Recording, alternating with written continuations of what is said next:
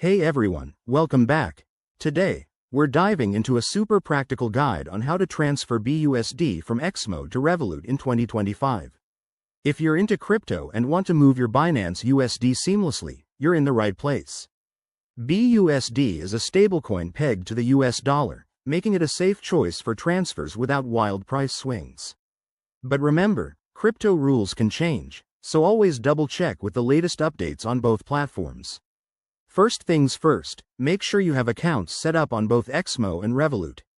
Log into your XMO account and head over to the wallet section. Locate your BUSD balance, that's where we'll start.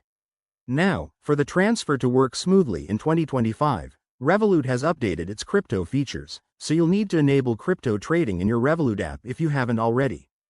Go to the Crypto tab in Revolut and note down your unique wallet address for BUSD. This is crucial because you'll be sending the funds directly there.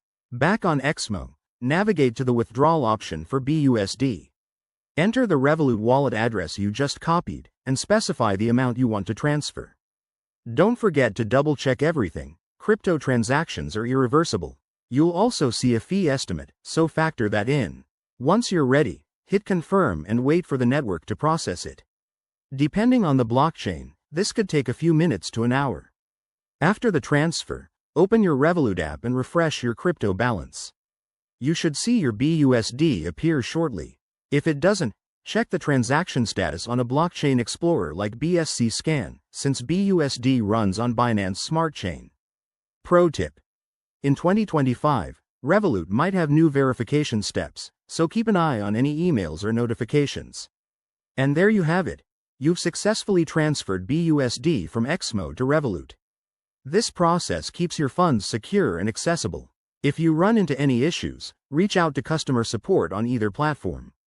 Thanks for watching, and if this helped, give it a thumbs up and subscribe for more crypto tips. See you next time.